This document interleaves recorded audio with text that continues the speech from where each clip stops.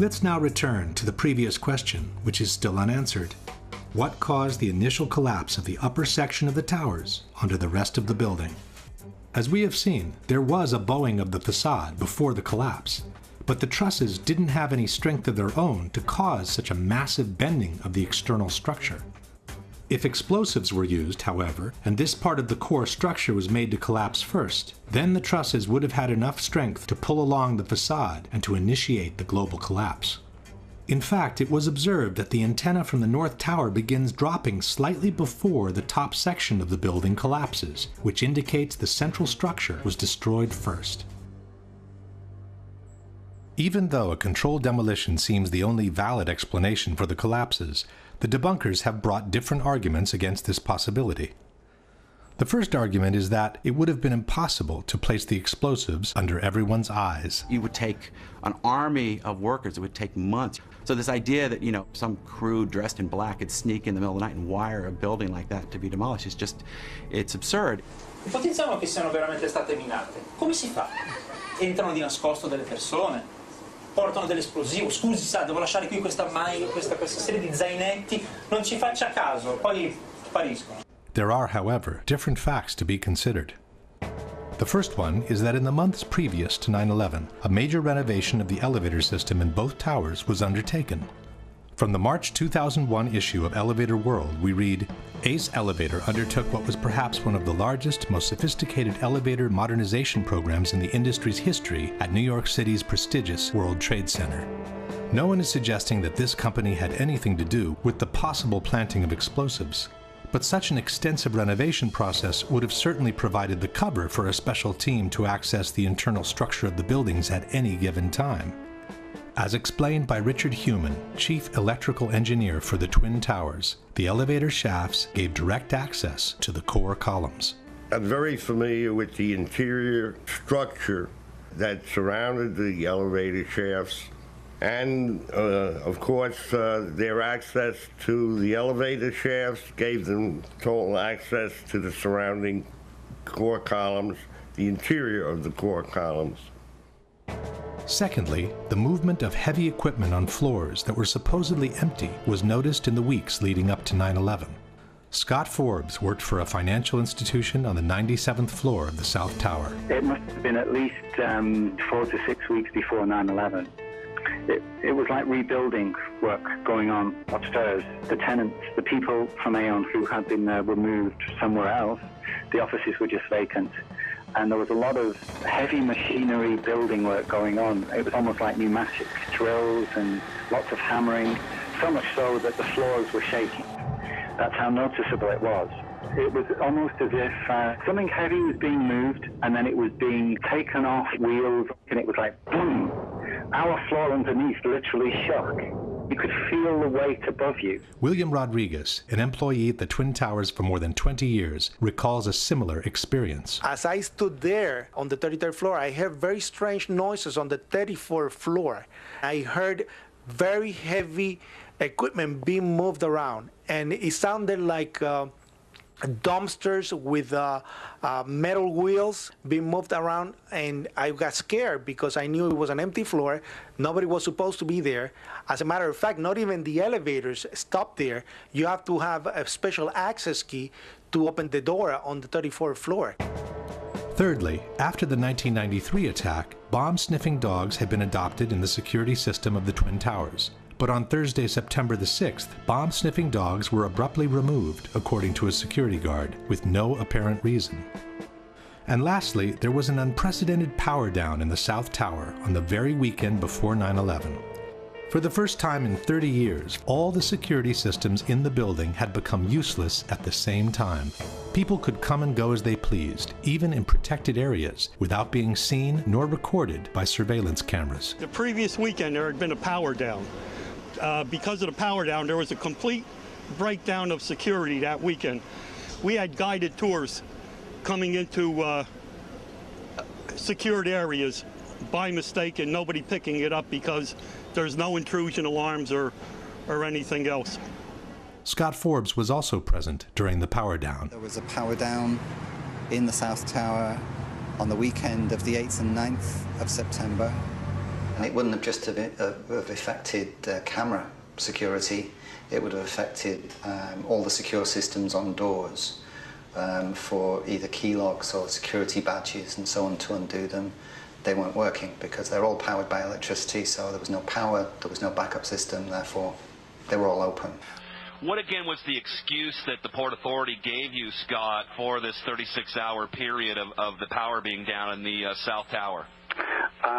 The explanation was that there was a recabling exercise to increase the bandwidth of networks that were available in the towers. But what I can recall is that there were plenty of toolboxes, there were plenty of spools of cable, there were men around wearing overalls. You know, they appeared to be like engineers. At the time, it seemed perfectly legitimate what they were doing because this was the story we were given, that there was a recabling exercise.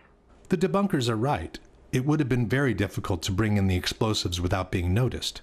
But with the proper cover story, it could have been done under everyone's eyes, in full daylight, without anybody even questioning what was going on. Another argument by the debunkers is that controlled demolitions, they say, always begin from the bottom, while the destruction of the Twin Towers clearly started from the top. Controlled demolitions always begin from the bottom of a building. You cut the bottom columns and then the building falls. If you look at the World Trade Centers, both of them began at the impact wounds where the planes hit. Il crollo della torre parte dall'alto, mentre nelle esplosioni controllate parte sempre dal basso. Si demoliscono le fondamenta, poi si va su e la torre, il palazzo che deve essere demolito, crolla subito. But this is not true.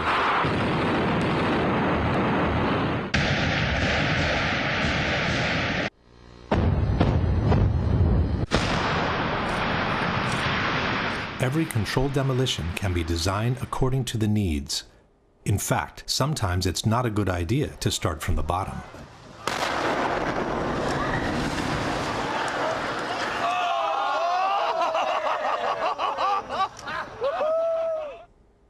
This brings us directly to the issue of explosions.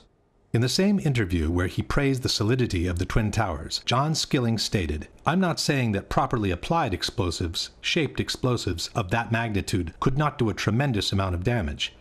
I would imagine that if you took the top expert in that type of work and gave him the assignment of bringing these buildings down with explosives, I would bet that he could do it." On September 11, there were dozens and dozens of loud explosions reported by firefighters, policemen, journalists, and regular citizens, both before and during the collapse of both towers. For all these explosions, however, the debunkers have a blanket explanation. The witnesses were confused. They were not real explosions. È interessante notare che tutti I testimoni che parlano di esplosioni le hanno sentite, nessuno le ha mai viste. There are things that happened inside the building, pieces coming loose as a result of the extreme impact, very well may have been interpreted as explosion. Molto spesso I profani parlano di explosion, ma non intendono strettamente la carica di dinamite che fa boom, parlano di botto, di boato, e il boato può essere dovuto a tante ragioni. What's an explosion sound like? Most people don't know because most people have never heard one. So any sharp, loud bang, that's probably an explosion. The fact is, most of the explosions were reported by firefighters and policemen, and no one knows how to recognize an explosion in a burning building better than they do. As we were getting our gear on and making our way to the stairway, there was a heavy-duty explosion. Everybody just started running for the door. Everybody was trapped. New York's bravest never had a chance. We really never even got to that close to the building. An explosion blew and it knocked everybody over. The whole time you're hearing boom, boom, boom, boom, boom. So I think I know an explosion when I hear it. In August 2005, the New York Times published 12,000 pages of oral histories, rendered in the voices of 503 firefighters and emergency personnel who were present at the Trade Center on September 11. Over 100 of them, 1/5 of the total, has reported explosions in the buildings prior or during the collapses. Regular citizens also seem quite capable of telling an explosion from a simple object falling to the ground. Something, either they blew the lobby up or something, because it blew the glass out of the doors and knocked us all down, and I got smoke and everything on me. I just feel a little shook up because I got blasted, you know. So. Before proceeding, one thing should be known about controlled demolitions.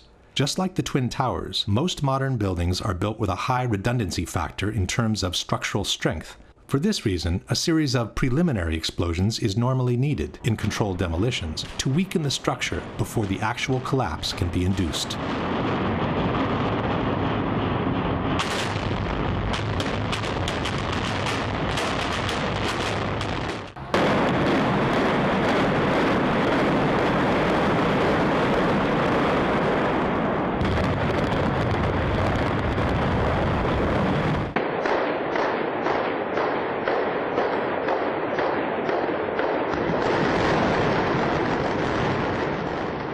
Obviously, in the case of the Twin Towers, it would not have been possible to set off the preliminary explosions all at once, just before the collapse. To make them less noticeable, it would have been wise to set them off at separate intervals, any time between the impacts of the planes and the collapse of the towers. For this reason, it's important to keep in mind the exact chronology of the events. 8:46, first impact into the North Tower. 9:03, second impact into the South Tower. 9:59, collapse of the South Tower. 10:28, collapse of the North Tower. 5:20 in the afternoon, collapse of Building 7. Witnesses normally call first explosion the one that came with the impact of the planes, while they call secondary explosions all those that took place in separate moments between the impacts of the planes and the collapse of the two towers. We got that first secondary explosion really got us spooked because we were in the building. Then we saw secondary explosions and then subsequent collapses. We've heard reports of secondary explosions after the aircraft impacted. According to several witnesses, there was a secondary explosion that took place in the basement of the North Tower just before the plane hit the building. At 8:30, he says he was headed to level B4 in Tower 1, 4 stories below ground. I go downstairs, the foreman tells me to go to remove the containers. As I'm walking by the main freight car of the building, in the corridor, that's when I got blown. I mean, the impact of the explosion, of whatever happened, it threw me to the floor. Morelli then remembers a second explosion, separate from the first. I was racing, I was going towards the bathroom. All of a sudden, I opened the door, I didn't know it was a bathroom, and all of a sudden, a big impact happened again.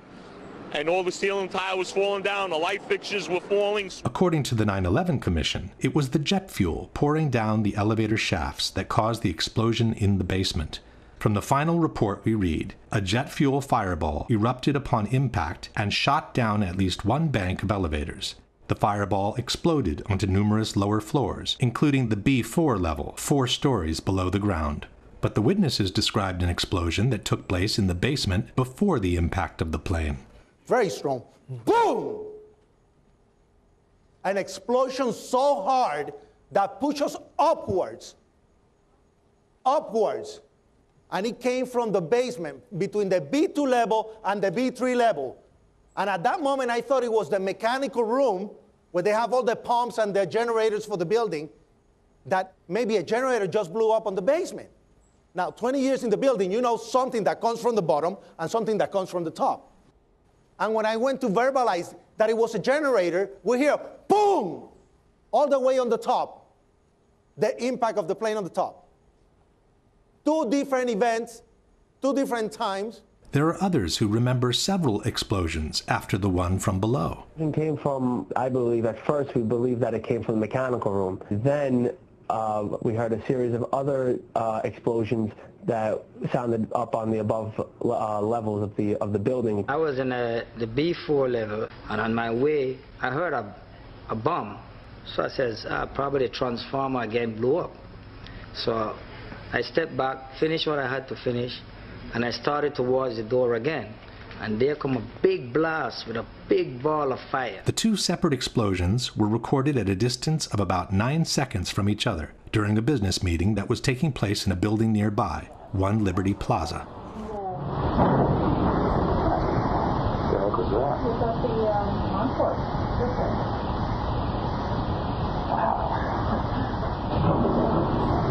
Sound like something crashed. When faced with this precise question, the editors of Popular Mechanics chose not to answer it, and fell back on the generic explanation of the jet fuel in the elevator shafts. Ask what your guys' explanation is for Willie Rodriguez's testimony that he heard, experienced, and his coworkers were actually burned by an explosion in the basement of the North Tower prior to the plane hitting, and this has been verified by at least 20 different eyewitnesses. Jim Meggs of Popular Mechanics. When the plane struck the buildings, they penetrated the internal core. Jet fuel poured down stairwells and elevator shafts, setting off secondary explosions. Not to mention the horrific impact of these fully loaded planes hitting the structure and causing enormous swaying. It's interesting to note too that you still didn't address the fact that it was before Empire State Building crash back in 1945. But the explanation of the jet fuel in the elevator shafts has several problems of its own. First of all, there were no regular elevators connecting the basement to the top levels of the towers. Each tower consisted of 3 separate buildings, built on top of one another, each with their own elevator system. There were only 2 elevators connecting the lobby to the 44th and 78th floor. But the plane struck on the 95th floor, which means the fuel could not have poured down these elevator shafts. There were only 2 banks of elevators that went all the way from the basement to the top of the towers, and they were mostly used by maintenance people. In one of these elevators was Arturo Griffith. Well, I was on my way from B2 to 49th floor. Not only didn't Griffith get cremated by this supposed ball of fire, but he also remembers 3 separate explosions. And there was a loud explosion and the elevator dropped. When the elevator finally stopped, they had an explosion that bring the doors inside the elevator. And then they had another explosion on the panel that threw me, against the wall. Most importantly, the theory of the jet fuel in the elevator shafts fails to take into consideration the volumes involved. Each tower had an approximate volume of 2,160,000 cubic yards. The planes that hit the towers carried an estimated 10,000 gallons of fuel each at the time of impact. 10,000 gallons is the equivalent of 50 cubic yards.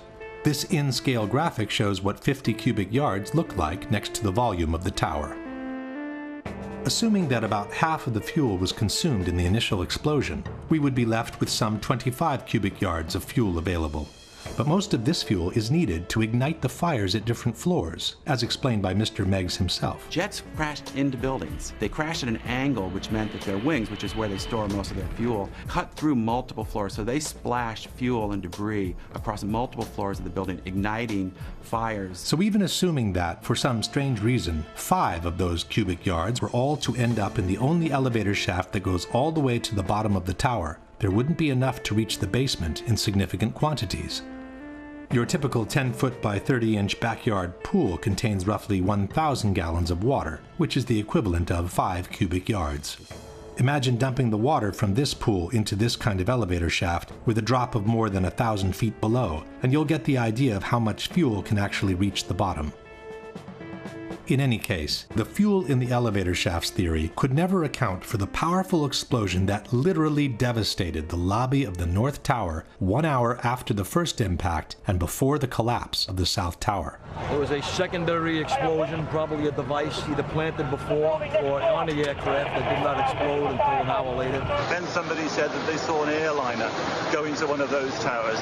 Then, I don't know, an hour later than that, we had that big explosion from much lower. I don't know what on earth caused that. In fact, these firemen reported 3 large explosions in Tower 1, which took place after the plane's impact. They also confirmed it was the 3rd explosion to devastate the lobby of the tower. We was in the explosion. We was in the lobby and the 3rd explosion, the whole lobby collapsed on us. What you told me is that there was a plane or whatever hit the building, then a secondary explosion. It was like 3 explosions after that. We came in after the fire. We came when the fire was going on already. We was in the staging area inside the building, waiting to go upstairs. Then they exploded. The whole lobby collapsed on the lobby inside. It took these witnesses about 1 hour to walk down from the 82nd floor to the lobby of the North Tower after the impact of the plane. We got to the 4th floor from 82nd floor. We stuck on the stairs for a while. We finally got down to the lobby. Then we get to the lobby, it was this big explosion. I don't know if everything went just like what you just seen, that's what we went through before we came out of the building. Then when we get out the building, there's another smoke cloud came. A similar story here, the long descent from Tower 1 and the big explosion in the lobby. It was like holy hell coming down them stairs. And then when we finally got to the bottom, we were coming out on the mezzanine level there, and another explosion came right from it, just everyone flying. Yet another similar story. Big boom, come down the steps, everything fine till we got to the basement, and then everything just fell in. I got trapped on there with another guy, crawled out, kept getting hit in the head, bounced all around, finally we clawed our way out over the rubble. The situation in the lobby was such that there was no doubt on what had happened. The ladies that are with me were in the World Trade Center in the first building and escaped through the lobby where they report they believe there was a bomb in the lobby. We ran down the steps to the lobby. There was no lobby. Everything was torn up. We came outside in the lobby. There was no lobby. The lobby was totally gone. Did you see other people? People. There was a woman there with her face blown off. Big glass lobby, and all the glass was broken. Wires hanging from the ceiling, the signs that would hang above telling you where to go were all hanging. It was unbelievably scary to look at. Firefighter John Schroeder was climbing the stairs of Tower 1 when he heard the huge explosion from below. We were heading up to the 24th floor of the stairwell, and all of a sudden our building got rocked. We got bounced around in the stairwell like pinballs, man. And we just said, you know what? Time to go. We came down, it looked like a bomb went off in the lobby. Everything was exploded, everything was gone. We're like, what is going on here? For every window in the lobby to be exploded. I mean, them windows were like as thick as forget it. They were 2-3 inch glasses, you know, come on. They exploded out of the lobby. You know, it wasn't from the jet fuel. No way. Then we have the accounts from those who heard explosions moments before the South Tower collapsed. John McLaughlin was a police officer for the Port Authority. Going into Tower 1, we heard a loud explosion coming from the area of Building 2, and at that point, Building 2 was collapsing. We saw the top begin to blow out in a plume of smoke, and we heard the noise associated with an implosion. I was about 5 blocks away when I heard explosions, 3 thuds, and turned around to see the building we just got out of. Antenna tip over and fall in on itself. And then all of a sudden 3 tremendous explosions and everything started coming down. Then there was a tight sequence of detonations during the collapse of the South Tower, which many described as firecrackers. You heard a big explosion before the building fell? I saw it as it was happening, and it sounded as if you had 100 of those little black cat firecrackers and you lit them all off at once. That's what it sounded like. It sounded like the finale of the 4th of July. As the first tower came down, there were a series of explosions. It was like boom, boom. You could hear the echoes of the explosions echoing off the different buildings. The detonations started, and they went boom, boom, boom. They were a little less than a second apart. Below the fire, I saw from the corner, boom, boom, boom, boom, boom, boom, boom, boom, boom. Just like 20 straight hits. Just detonated. They were planned to take down a building. Boom, boom, boom, boom, boom, boom, boom, boom. All the way down. So it was like boom, boom, boom, boom, boom, boom, boom, boom. From far away, boom, boom. And you heard the boom, boom, boom, boom, boom, boom. The same kind of detonations were heard during the collapse of the North Tower. Second tower, number 1, the second tower collapsed. It was the exact same series of detonations. And then it started to sound like firecrackers. Crack, crack, crack, crack, crack. And we looked up, and the second tower was coming down. The debunkers doubt that there were explosions, they say, because no explosions were recorded in the videos from the collapses. Le demolizioni fanno rumore, fanno dei botti estremamente precisi, fortissimi come li avete sentiti. Come mai nelle immagini delle torri gemelle non ci sono le esplosioni, ma c'è un solo boato continuo? Lorsqu'il y a une explosion, on la ressent. On la ressent comme il faut. Ça se mesure, on l'enregistre. Aucune bande de son ne les enregistre. Aucune. First of all, the debunkers forget that most of the television shots were taken from a distance with long telephoto lenses, and they don't carry the actual sound from the towers. While in the videos shot by amateurs, the soundtrack is usually covered by the screams of those standing around the camera.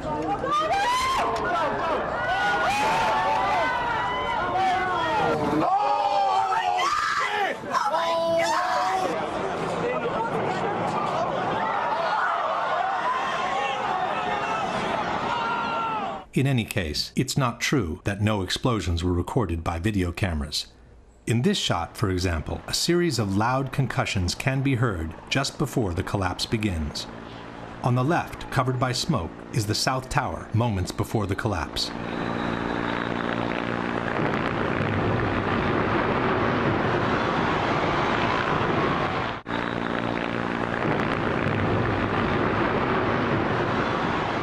In this shot by ABC television, the initial explosion can also be heard. Listen carefully after the words FBI agents. This is as close as we can get to the base of the World Trade Center. You can see the firemen assembled here, the police officers, FBI agents. And you can see the two towers. A huge explosion now raining debris on all of us. The explosion can be heard even better by separating the stereo track of the microphone from the one of the camera. Here, the police officers, FBI agents. The police officers, FBI agents. The same explosion can be heard in the same clip used in a PBS documentary. But a key question remained. Did their ultimate failure? But a key question remained. Did their ultimate failure? And then there were several explosions recorded after both towers had collapsed, like this one from this BBC video. This one was recorded after both of the twin towers had collapsed and before Tower 7's collapse.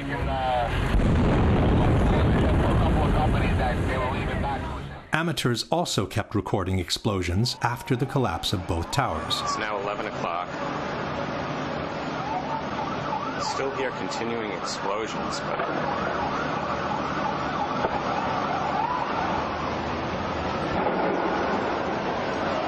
explosion. This recording was made between 10 and 11 o'clock.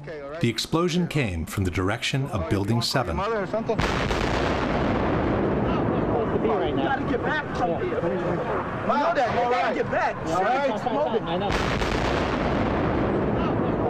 In fact, a big explosion in Building 7 was reported before either tower had collapsed.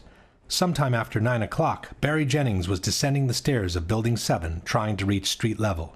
Well, me and Mr. Hesh, the Corporation Counsel, were on the 23rd floor. I told him we got to get out of here.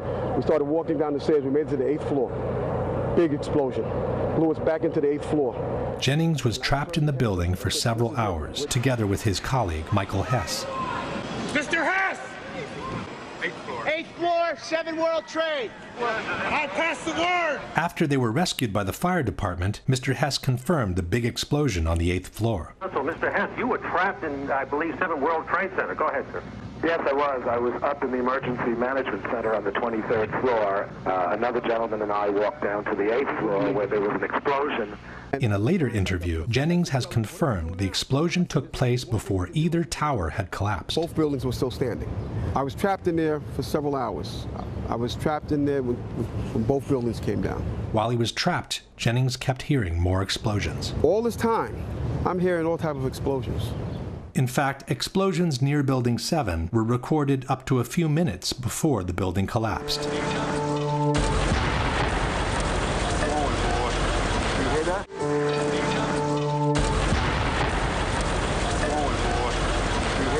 And finally, there is also someone who saw an explosion up close, through his very eyes.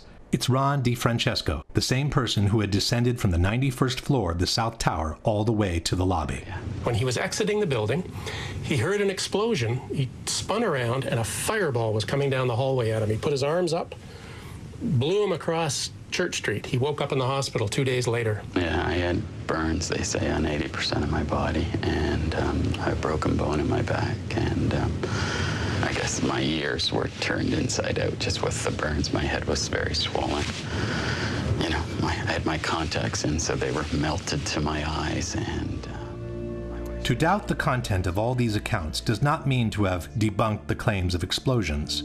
It means to willfully ignore dozens and dozens of dramatic testimonies which describe a story of September 11 quite different from the one we have been told so far. Question: given that after the initial explosion and the ensuing fires, there wouldn't have been enough jet fuel left to pour down the elevator shafts in substantial quantities, can you explain the at least 3 separate explosions reported by multiple witnesses at the time of the first impact in the North Tower? In particular, can you explain the huge explosion reported by multiple witnesses in the basement of the North Tower moments before the impact of the plane? Can you explain what caused the huge explosion that literally devastated the lobby of the North Tower, according to multiple witnesses, about 1 hour after the impact of the plane and before the collapse of Tower 2? Can you explain what caused the big explosion reported by Mr. Jennings and Mr. Hess on the 8th floor of Building 7 before either tower had collapsed? Can you explain what caused the multiple explosions recorded by different camera crews, including the BBC and CNN, after the towers had collapsed and before the collapse of Building 7? Can you explain how more than 100 witnesses, most of them firefighters and policemen, could have all been mistaken in reporting explosions at the Twin Towers on September 11? Another element suggesting controlled demolitions are the so-called squibs, the puffs of debris that were noticed on the sides of both towers as the collapses took place. Squibs occur in controlled demolitions when concrete is forcefully expelled from the building by the explosions occurring inside. The individual explosions that I noticed 20 and 30 and 40 stories below the collapsing structure, those are what we demolitions guys call squibs. And that's another characteristic that seems to be evident. But for the squibs in the Twin Towers, the debunkers have a different explanation. A building like that, it's like a giant accordion. It's full of air. When the top of that building comes down, all that air has to come out. And where it comes out the windows. It blows out the window. Quanto agli sbuffi, se pensiamo a questi piani che si schiacciano uno sull'altro, l'aria che esce, che porta polvere, fumo e detriti fuori, li spiega abbastanza bene. The debunkers forget that several squibs were observed 20, 30, or 40 floors below the level of the collapse, in an area where the floors above were still perfectly intact. There is no smoke or concrete to be pushed out here when the collapse has only reached this level at this point. But even in this case, the debunkers have an explanation. Et ça s'explique justement par la communication des surpressions par les cages d'ascenseur. Alors là, c'est les cages d'ascenseur, mais il y a bien sûr aussi des escaliers. Donc ça aussi, et ça a permis donc cette évacuation de l'air, non seulement sur les côtés, mais aussi dans toute la tour, en mettant en pression le bâtiment. But elevators and stairs have doors at almost every floor. Had there been such a strong compression from above, it would have pushed with equal force on all the floors below, not just the one where the squib occurred. In any case, this is clearly not broken glass. Glass fragments from a window would not even be visible from such a distance. These are high-speed ejections of concrete and other solid debris, which can only be explained by a powerful explosion having occurred nearby. There is even one case in which the expulsion of material, and possibly a human being, takes place before the collapse has begun. You see that blowout? That.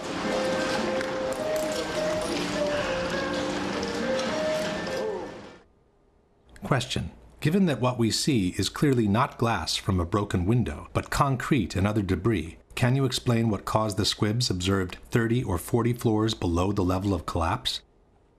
Technically speaking, squibs are just a particular case of explosions occurring below the level of collapse. But powerful ejections of concrete and other material have been observed throughout the entire collapse of both towers.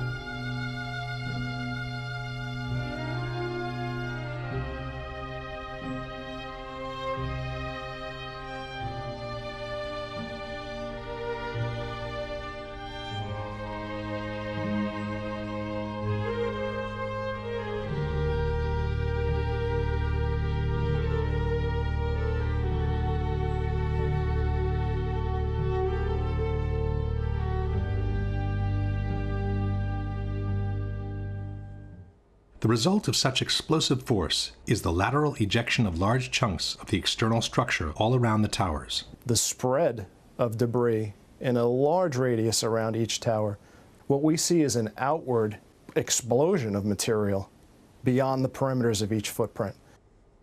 FEMA has documented a 1,200-foot diameter debris area around each tower where major chunks of the buildings were found. This means that parts of the structure were ejected laterally at a distance twice as large as the width of the tower itself. Large multi-ton beams were hurled hundreds of yards laterally. Gravity works vertically, not laterally. The debunkers contend that the material ejected laterally was only the aluminum foil covering the structure, not the steel beams themselves. Ces éléments qui sont là, certains disent, vous vous rendez compte des poutres qui font plusieurs tonnes? Non, ça c'est pas des poutres qui font plusieurs tonnes, c'est tout simplement le parement qui était prévu sur les tours, qui étaient des plaques d'aluminium qui étaient collées sur les poutres en acier. Les poutres en acier, elles sont là et là. Ça c'est juste des choses très légères qui ont volé, comme tout à l'heure ma touillette à café. Voilà. Voilà. Kirant is mistaken. The chunks of material being hurled hundreds of feet away are not just aluminum covering. They are the same prefabricated blocks of steel structure used to build the two towers.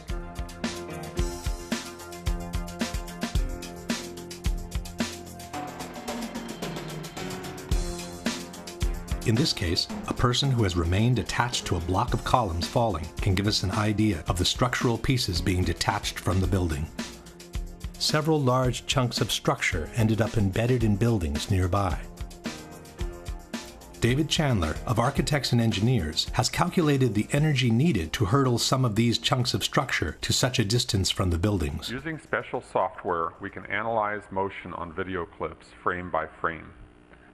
I have placed markers on each frame so we can track a particular projectile. From the markers, we can get a data table and plot various graphs. The data here shows that the object we were tracking was shot horizontally at over 70 miles per hour. The energy needed to hurl a 4-ton girder at this speed is comparable to the energy needed to hurl a 200-pound cannonball 3 miles.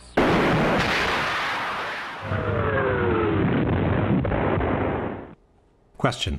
Given that the falling upper sections of the towers had no additional energy to destroy the healthy structure below, where did the energy to hurtle these large chunks of structure at such a distance from the towers come from?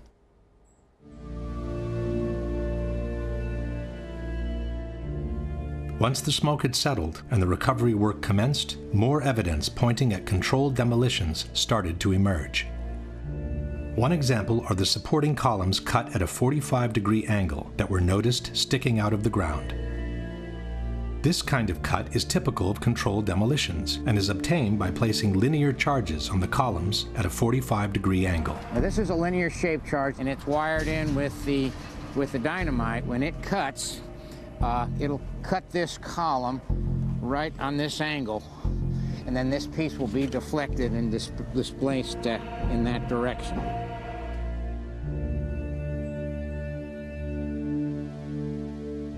Some of those cuts on the larger chunks of the structure, called candlesticks, were made by iron workers during the removal operations.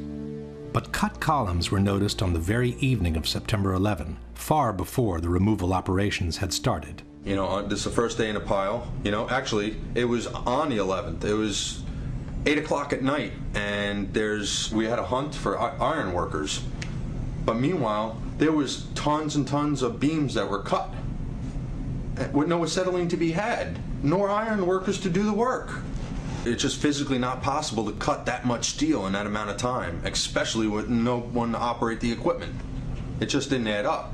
When asked about the presence of columns cut at a 45-degree angle, Danilo Coppe, Italy's foremost expert in controlled demolitions, stated, "I'll confess, this is extremely curious from a technical point of view, as this is a very similar result to the one obtained with cutting charges." Another kind of cut commonly used in controlled demolitions is the so-called V-cut. This little V here, it gives it a place to slide off. That's all it does. And by putting them on at this diagonal, we're trying to fill this structure in this direction. A large V-cut is visible on this chunk of structure from Building 7. The same chunk exhibits also a 45-degree angle diagonal cut on the cross beam, with a lighter V-cut at the end of the other beam. Can you suggest a good reason why ironworkers would need to perform V-cuts and a 45-degree cut on this piece of structure just to remove it from the rubble? Another element suggesting the use of explosives is the complete disappearance of the hat trusses, the large steel structures that connected and bound the towers from above. The hat trusses covered an area of 1 acre in size and sat on the very top of each building. There was nothing above that could have crushed them except for the antenna on the north tower, which in fact was supported by the hat truss.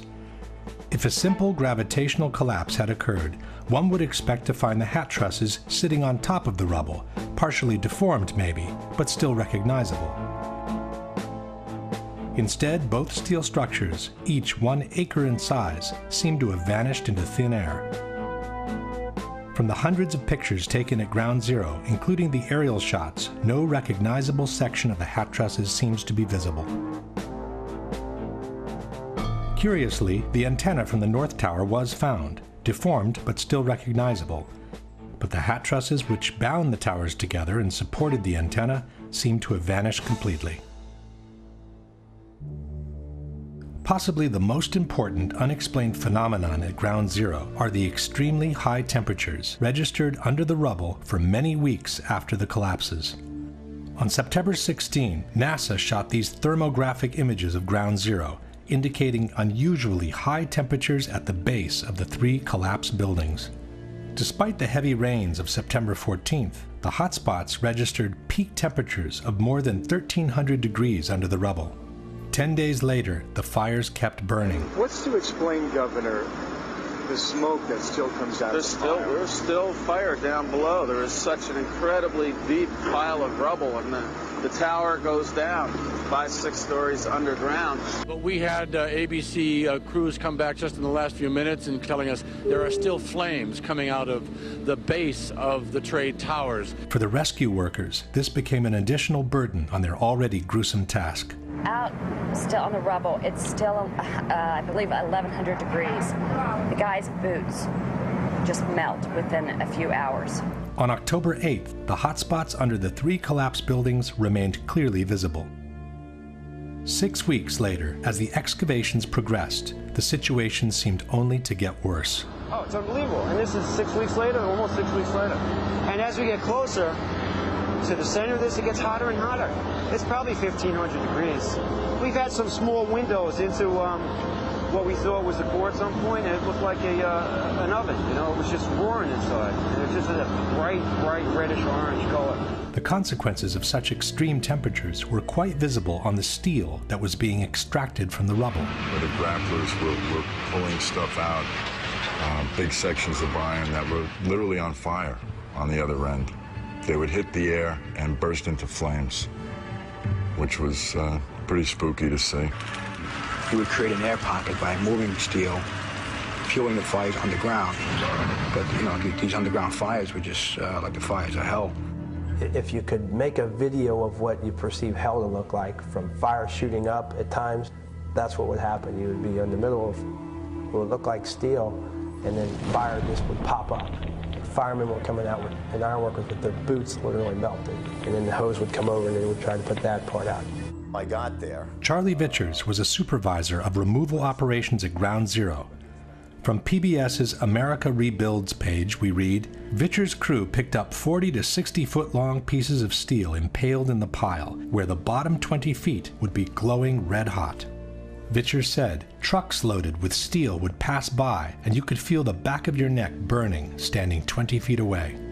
In an article called A Dangerous Worksite, the U.S. Department of Labor wrote, underground fires burned at temperatures of 2,000 degrees Fahrenheit. This was confirmed by Mayor Giuliani. There were fires of 2,000 degrees Fahrenheit below the ground. The Journal of the American Society of Safety Engineers wrote, thermal measurements taken by helicopter each day showed underground temperatures ranging from 400 to more than 2,800 degrees Fahrenheit. 8 weeks later, and the fires still had not subsided. You see how this debris is still smoking? That's from the fires that are still burning. 8 weeks later, we still got fires burning. So, I mean, these things are burning. At one point, I think they were about 2,800 degrees. 11 weeks later, and the fires kept burning. As recently as the end of November, it was still 1,100 degrees down underneath the rubble. As November turned into December, ice was noticed in the mornings above the ground, but the debris underneath was still smoldering. The weird thing was it was very cold when we were up there. I believe it was in the middle of the winter, but the ground wasn't frozen. The ground kind of like bubbled underneath your feet, which was kind of strange to me. It took until December 19, more than 3 months after the collapses, for the last underground fire to be extinguished. The debunkers have suggested different possibilities for this unexplained phenomenon. Per esempio, può essere il fatto che all'interno sotto c'erano i piani interrati, all'interno c'è un parcheggio con le automobili. Nei piani interrati ci sono i generatori delle torri gemelle. Quindi ci sono molti materiali combustibili. Neither of these, however, seems to be a valid answer. In regards to the gasoline, the American Society of Safety Engineers wrote, 3 underground floors had been used as a parking garage with a total capacity of 2,000 cars.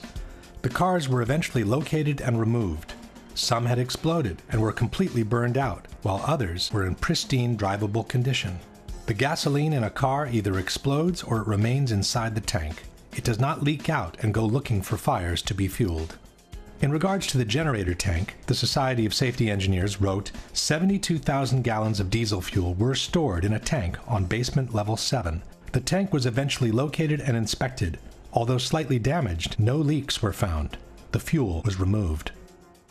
Another proof of extremely high temperatures reached during the collapses are the twisted and mangled steel beams found at Ground Zero. Architects, engineers, people who work with steel, welders have just never seen the level of destruction and the level of deformation of this material in our lives. You saw steel, some of the thickest steel I've ever seen, bent like a pretzel. This 8-ton steel I-beam is 6 inches thick. It was selected to be preserved for future generations for the near-perfect horseshoe-like bend formed during the collapse. I found it hard to believe that it actually bent because of the size of it and how there's no cracks in the iron. It bent without almost a single crack in it. It takes thousands of degrees to bend steel like this. In fact, the temperature of 2,800 degrees mentioned before is not casual at all, as that's exactly the temperature at which steel melts.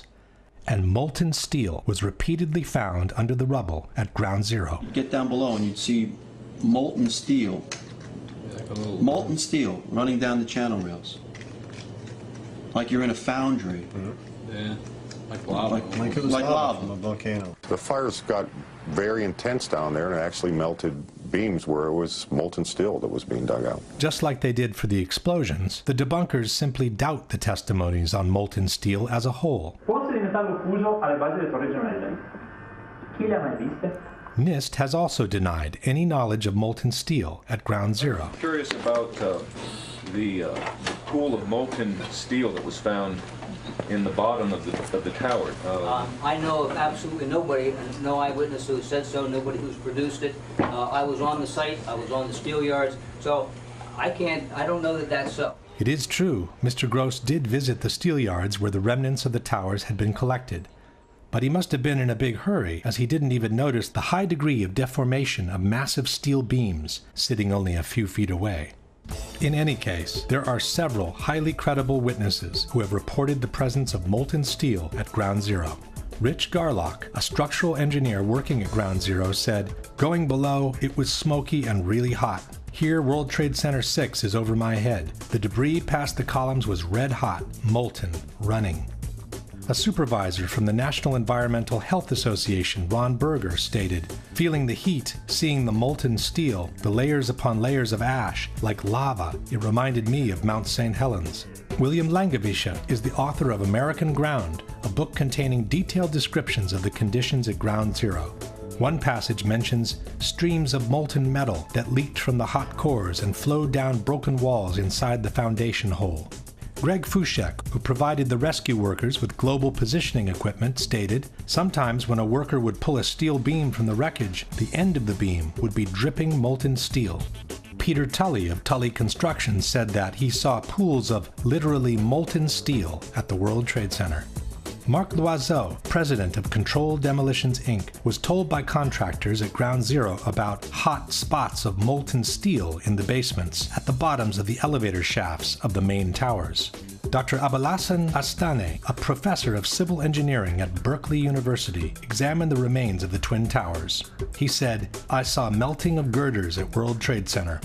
If you remember the Salvador Dali paintings with the clocks that are kind of melted, it's kind of like that.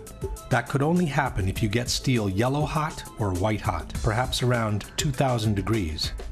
Possibly the most authoritative account of all comes from Leslie Robertson, the engineer who had built the Twin Towers. We're down at the B1 level, and one of the firefighters said, "I think you'd be interested in this," and they pulled off a big block of concrete, and there was like a little river of steel flowing. Again, ignoring all these testimonies does not mean to have debunked the presence of molten steel below the rubble. It just means turning a blind eye to what the actual situation at Ground Zero was after the collapse of the Twin Towers. And there's more. Concrete normally doesn't melt in regular fires. In fact, one of the reasons it's used in civil construction is its resilience to high temperatures. Yet molten concrete was found at Ground Zero. Preserved at the New York Police Museum, this artifact caption reads, "During recovery efforts, several handguns were found at Ground Zero, including these 2 cylindrical gun casing remains and a revolver embedded in concrete. Fire temperatures were so intense that concrete melted like lava around anything in its path." Some debunkers have argued that this cannot be molten concrete, as the higher melting point of concrete would have also melted the steel from the gun. But the molten concrete could have already been cooling off by the time it encountered the guns, in which case it would not have melted them instantly. Here, for example, is flowing lava from a volcano, which is in the process of cooling off after having reached the melting point. As one can see, the lava surrounds the base of the trees without necessarily incinerating them at once. In a hangar near Kennedy Airport sits another artifact attesting to the extreme temperatures reached during the collapses. This formation is really 4 separate stories of the World Trade Center, compressed, compacted, incinerated, exposed to temperatures as hot as the inner Earth. I never knew this existed. Another of these artifacts, nicknamed the meteorite, contains both molten steel and molten concrete. One of the more unusual artifacts to emerge from the rubble is this rock-like object that has come to be known as the meteorite. It's this fused element of steel, molten steel and concrete and all of these things all fused by the heat into one single element. As we know, for concrete to melt, a temperature of several thousand degrees is needed, and the result will be much the same as the lava that comes out of volcanoes. And almost like a chunk of lava from Kilauea or Iceland, where they're very sharp but breakable shards on the end here. Question. Given that most of the jet fuel was burned after the impacts, given that only office fires were burning at the time of the collapses, and given that no major source of combustibles seems to have been available underground, can you offer a comprehensive explanation for the temperatures up to 2,800 degrees reported at Ground Zero, for the long-lasting fires underground, for the incandescent beams repeatedly extracted from the rubble, for the massive steel beams bent like a pretzel, for the molten steel and the molten concrete observed and found at Ground Zero as caused by the office fires and the gravitational collapses only? The last set of evidence against a gravitational collapse is the almost complete pulverization of all the contents of the Twin Towers, beginning with the concrete floors. Had a simple gravitational collapse occurred, one would expect to find 110 floors pretty much stacked up on each other, like it happens in regular collapses. In the case of the Twin Towers instead, practically all the concrete from the 110 floors of both buildings was literally pulverized. What happened to the concrete? The concrete was pulverized, and I was down here Tuesday, and it was like you were on a foreign planet. All of Lower Manhattan, not just this site, from river to river, there was dust, powder, 2-3 inches thick. The concrete was just pulverized. What do you think this is? I have no idea. What your guess is? Pulverized cement. Pulverized cement? Concrete, yeah. The concrete. The concrete wasn't the only part of the buildings that was pulverized during the collapses. We're talking here about 43,600 windows, 600,000 square feet of glass, 200,000 tons of structural steel, 5 million square feet of gypsum, 6 acres of marble, and 425,000 cubic yards of concrete, turned in good part into a cloud. And then there were the contents of 110 floors of office space from each tower. It's hard to picture literally thousands of computers, desks, chairs, telephones, printers, and other office furnishings, floor over floor over floor, all enclosed in one building. This was one of the trading rooms of the World Trade Center. Had the floors simply collapsed on each other, all these things would have later emerged from the rubble, definitely crushed and torn, but still recognizable. Almost none of that was found. There wasn't much that you could say, you could describe.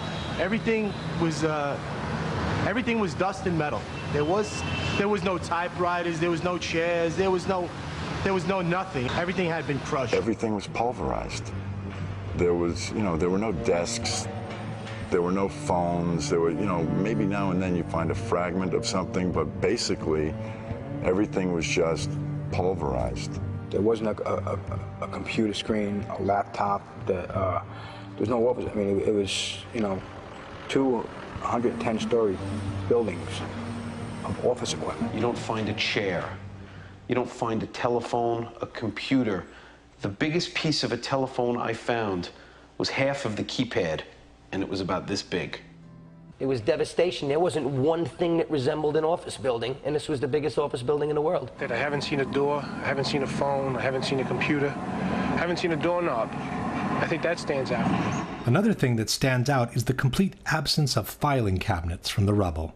With 2 towers filled with offices from top to bottom, there should have been thousands of them, of every shape, size, and color.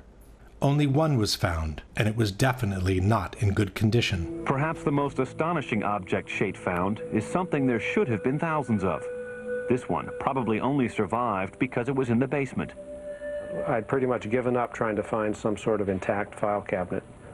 But while I was at the compound for the Port Authority Police, this ball of metal about the size of a basketball was delivered to them. You can see what remains of the file folders. The concrete floors, the furniture, the computers, and the file cabinets weren't the only things missing after the collapses. The Twin Towers were also filled with people. Inexplicably, though, almost half of the victims' bodies seem to have disappeared into thin air. When a building collapses, the victims tend to remain trapped between the pancaking floors. They may be crushed and mangled, but in most cases they remain in one piece. In fact, on the morning of September 11, local hospitals prepared to receive hundreds of victims they expected to be extracted from the rubble. Practically no one arrived. According to the chief medical examiner, 2,749 victims died in the Twin Towers, but fewer than 300 whole bodies were recovered. Nearly 20,000 pieces of bodies were found in the ruins, more than 6,000 small enough to fit in 5-inch test tubes. 200 different pieces were matched to a single person. 1,630 victims were eventually identified, 800 of which by DNA alone. This means that for 800 victims, there were no body parts large enough to be recognizable. The remaining 1,119 victims were never identified.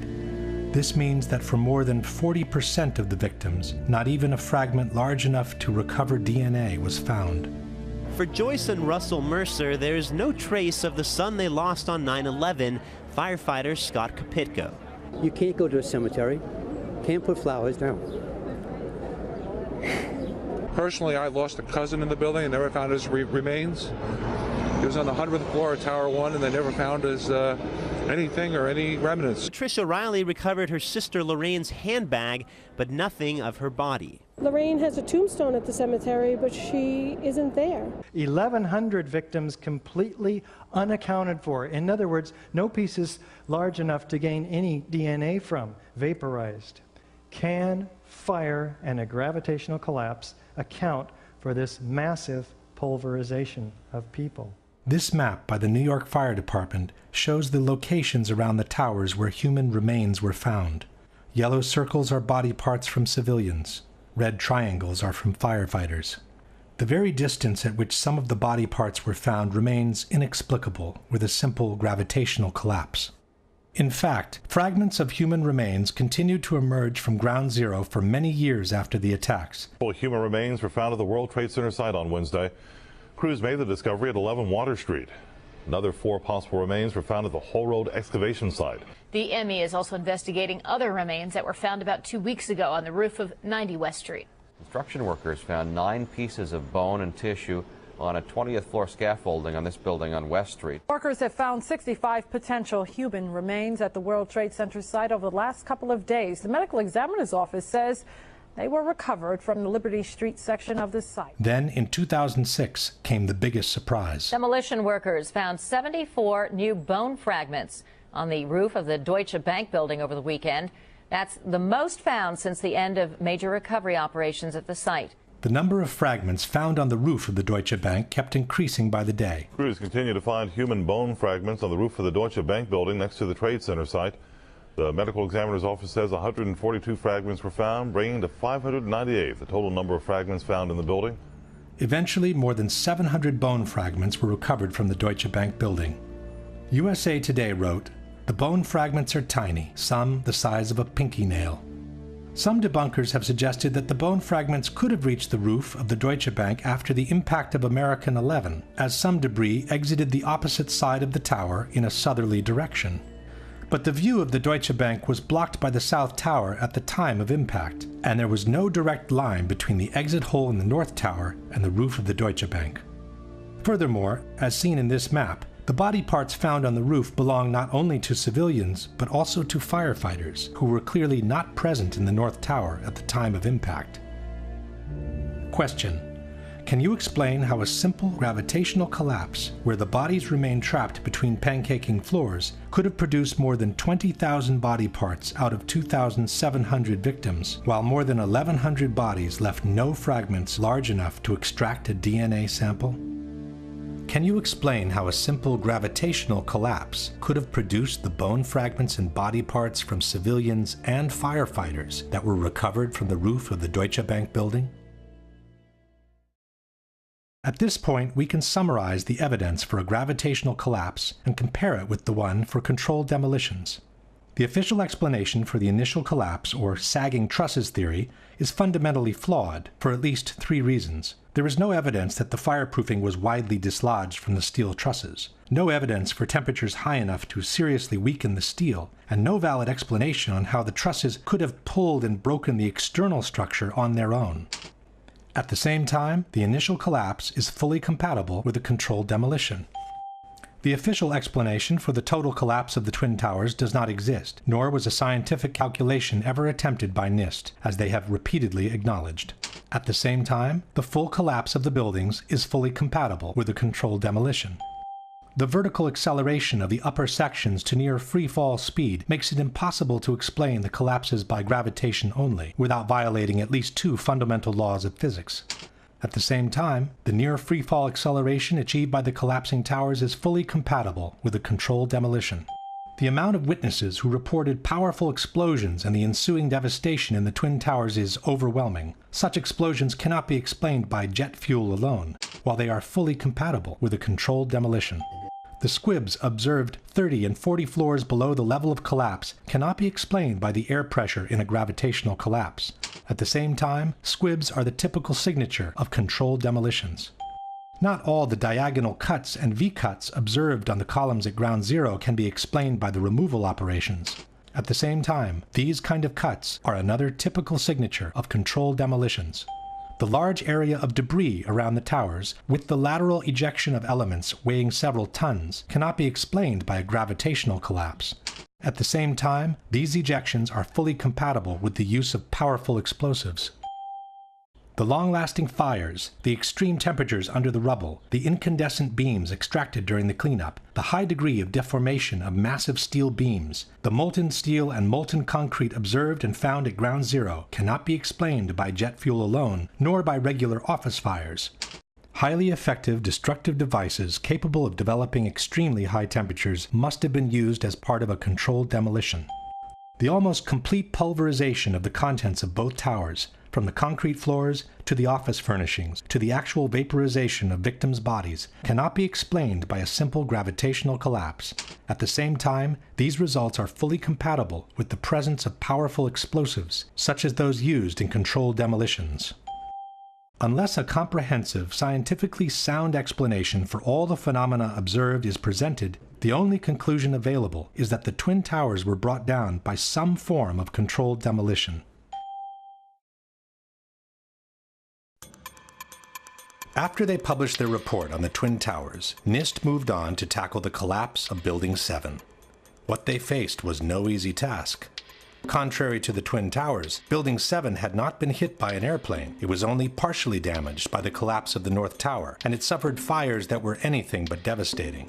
Nothing could have suggested it was going to collapse. On the other hand, it looked like the perfect controlled demolition.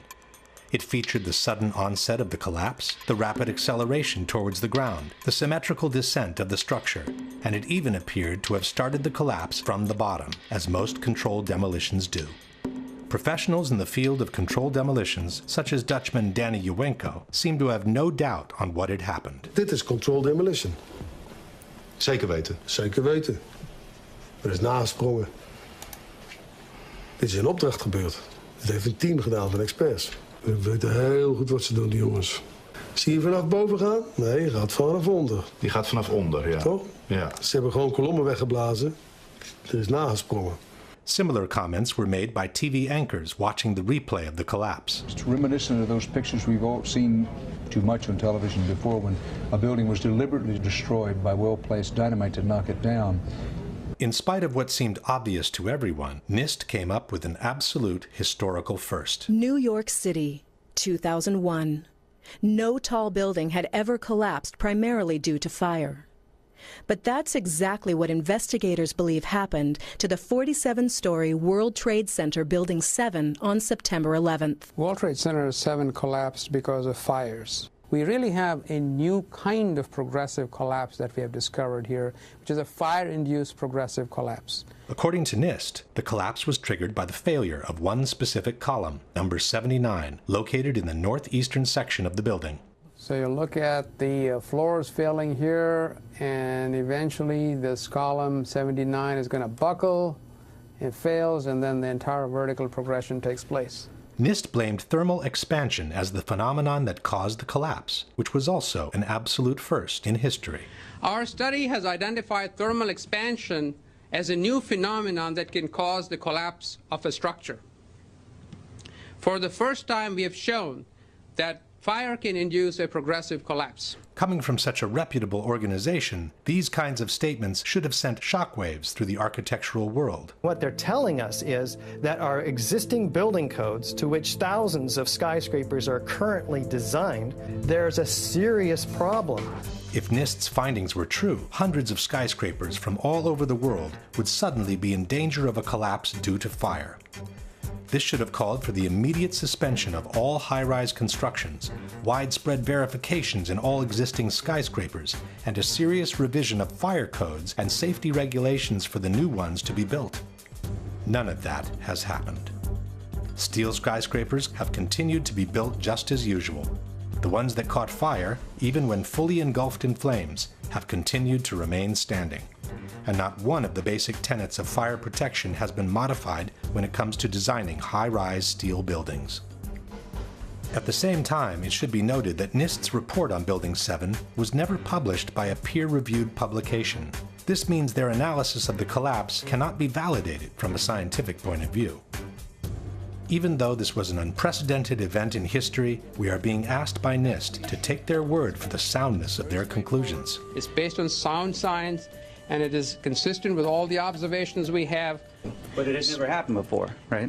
But the physics is consistent, it's sound, it's been analyzed, and we have the results. And we are very comfortable with our findings. They might have been comfortable, but the scientific community of architects and engineers was not. Science is never secret when it's done right. Science isn't science unless it's published, unless it's openly published and made available for criticism. Architects and Engineers has asked NIST to at least verify the computer model on which they've based their theory of the collapse.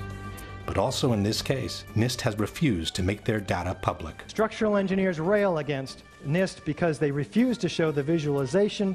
It's a black box. You cannot download any of this data. This means that also for the accuracy of their computer model, we have to take NIST's word for it. Here is our structural model showing the building collapsing, which matches quite well with the video of the event. This is the video of the event.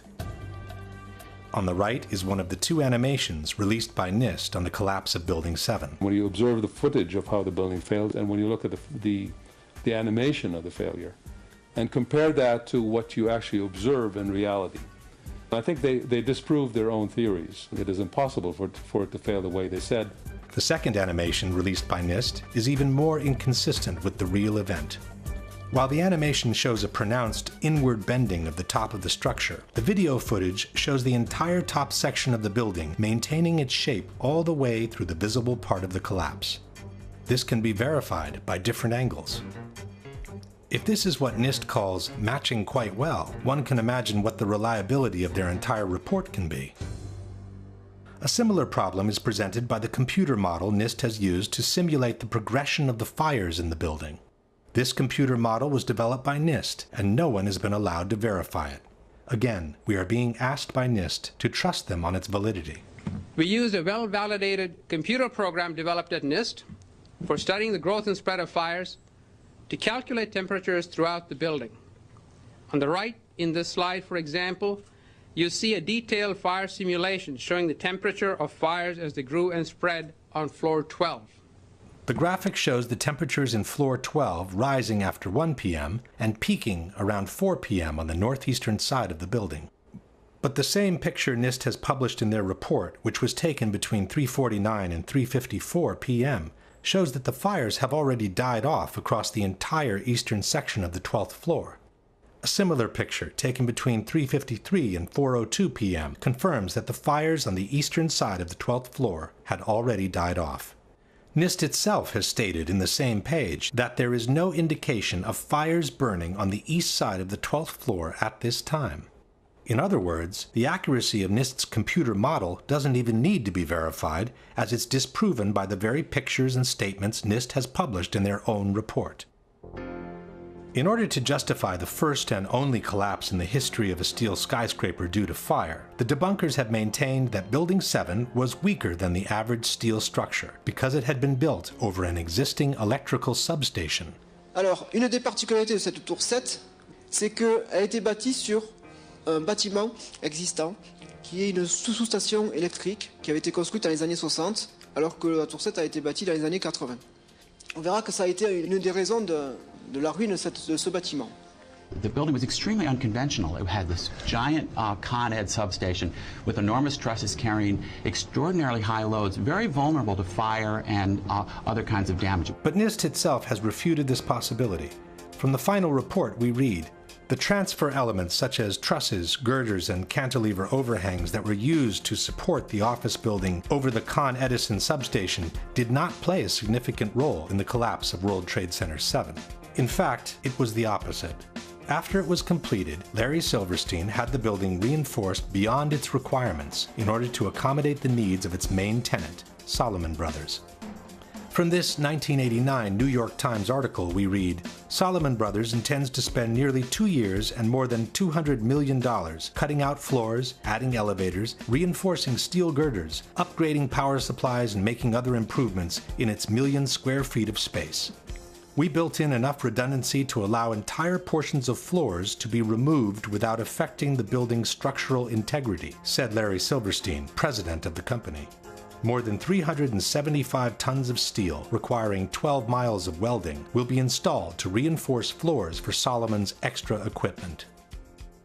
If there was one skyscraper in the world that should have never collapsed due to fire, it was Building 7. While NIST has been unable to come up with a valid explanation for a collapse due to fire, there are at least 3 good reasons why such a collapse could not have happened in any case.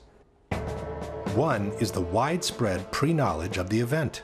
As we have said before, the collapse of a steel structure due to fire is considered an absolute impossibility in the architectural world. Steel structural frame buildings, high-rise buildings, simply do not collapse due to fire. We've never had a steel-framed skyscraper collapse in the United States or internationally. No high-rise steel structure has ever been destroyed by a fire in the history of construction. Consequently, if Building 7 was truly brought down by fire, it would have been a totally unexpected event, which would have taken everyone by surprise. It turns out instead that dozens of policemen, firemen, and first responders had been warned that the building was going to come down as early as 5 hours before it happened. All I can attest to is that by noon or 1 o'clock, they told us we had to move from that triage site up to Pace University, a little further away, because Building 7 was going to come down or being brought down.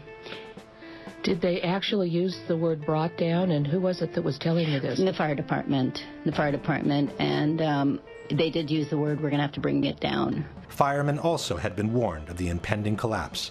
Fireman Hollowak, we were just hanging out until Tower 7 came down. Fireman Sweeney, we stood and waited for World Trade Center 7 to come down.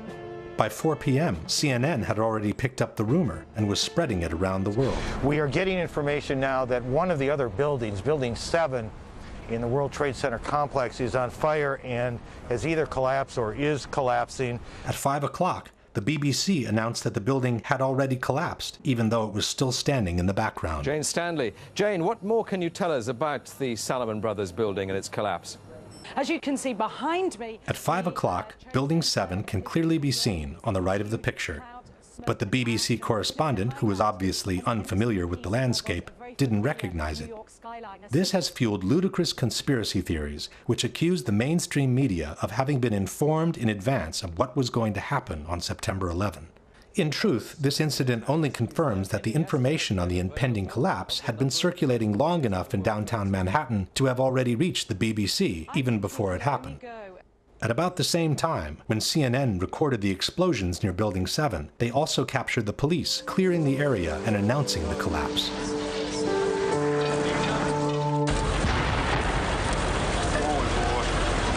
Keep your eye on that building, it'll be coming down. The building is about to blow up. Move it back. Back here. All right, guys? Sorry. We are looking back. There's a building about to blow up. This is the account by a paramedic who witnessed the collapse. You know, we heard this sound that sounded like a clap of thunder. Turned around, we were shocked to see that the building was, well, it looked like there was a shock wave ripping through the building, and the windows all busted out, and, you know, it was horrifying. Then, you know, about a second later, the bottom floor caves out, and the building followed after that, and we saw the building crash down all the way to the ground. There's even someone who heard a countdown moments before the building collapsed. First responder Kevin McPadden was stationed near Building 7, awaiting for orders from a Red Cross representative. You know, he kept asking the Red Cross rep, what's going on, what's going on? And all the time he had his hand over the radio while he was getting a countdown. And then he's just like, at the last 3 seconds, he takes his hand off and you hear 3, 2, 1, and he had this like heartbroken face. He's just like, just run for your life. It was about a second or two after the countdown ended that you started hearing the explosions. Now, we're talking about bombs. Because, you know, you get that like, bam! You know, there's like a little explosion and then the force. And then boom, boom, boom, boom, boom, boom, boom. That was the building coming down. Question. Given that the collapse of a steel skyscraper due to fire would have been an unprecedented event, how could so many people have known about it so many hours in advance? If the police clearing the area expected a structural failure due to fire, why would they use such an expression as, the building is about to blow up? Can you explain how an unprecedented, totally unexpected collapse due to fire could be predicted with absolute precision by an actual countdown? The second reason that makes the official explanation by NIST untenable is the symmetry of the collapse. As we have seen before, the entire top section of the building falls as a single piece, maintaining an almost perfect symmetry as it descends towards the ground. The symmetry is the smoking gun. It cannot happen that when you have asymmetric damage, you will get a perfectly symmetrical collapse. And all you need to do is look at the videos and see that. The exterior columns on the outside, as well as on the inside, at the bottom would have to be severed almost at the same time.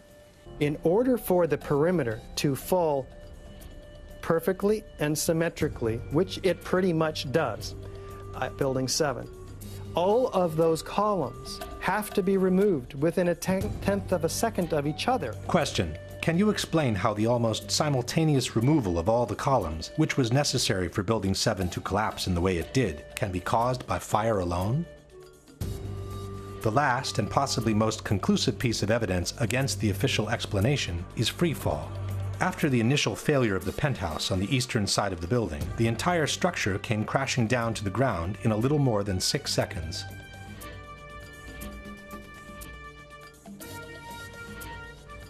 David Chandler of Architects and Engineers has measured the downwards acceleration of the building from the start of the global collapse. We can measure the acceleration of Building 7 by video analysis. The slope of the velocity graph gives the acceleration. Note that global collapse starts suddenly, and for the next 2.5 seconds the building accelerates at the rate of 9.88 meters per second squared. In other words, the rate of collapse of World Trade Center Building 7 over the first 2.5 seconds is literally indistinguishable from free fall in a vacuum. When Architects and Engineers presented NIST with these calculations, they forced them to correct their preliminary report and acknowledge the free fall of the building for the first 8 stories of the collapse. From NIST's final report we read, a more detailed analysis of the descent of the north face found 3 stages. The first was a slow descent with acceleration less than that of gravity that corresponded to the buckling of the exterior columns at the lower floors. The second stage was a free fall descent over approximately 8 stories at gravitational acceleration for approximately 2.25 seconds. 2.25 seconds is more than 1/3 of the global collapse. Once NIST had admitted the free fall for 1/3 of the collapse, the outcome of the debate was sealed. Building 7, NIST reports admits fell at the rate of gravity for the first 100 feet. Well, that's impossible unless there's nothing resisting it. NIST has always acknowledged this. Free fall time would be an object that has no structural components below it. And, as we have seen before, the almost simultaneous removal of the supporting structure can only be obtained with a controlled demolition. The building didn't disappear so the building can fall for 100 feet at free fall speed. That's impossible. That evidence alone would indicate that the official story doesn't hold water. Question: can you explain how free fall, which requires the almost simultaneous removal of the supporting structure, can be achieved without a controlled demolition? This very question was posed to Senator John McCain by a 9/11 researcher in April 2013 during a C-SPAN broadcast. Senator McCain, the National Institute of Standards and Technology asserts that the collapse of Building 7 was caused by fire, yet they acknowledge that the first 100 feet of that collapse took place at free fall acceleration. Now, engineers will tell you that fire cannot do this, and that the only method by which it can be accomplished is the use of pre-planted explosives. Your question is what? Well, how do you explain this discrepancy of 100 feet of free fall without the use of explosives? To tell you the truth, this is an area that I am not very familiar, and if you would drop me a note and mention that we talked on C-SPAN, I'd be glad to get you a more complete answer, but It is unfortunate that Senator McCain could not answer, as he is the person who wrote the foreword to the popular mechanics book, Debunking 9/11 Myths.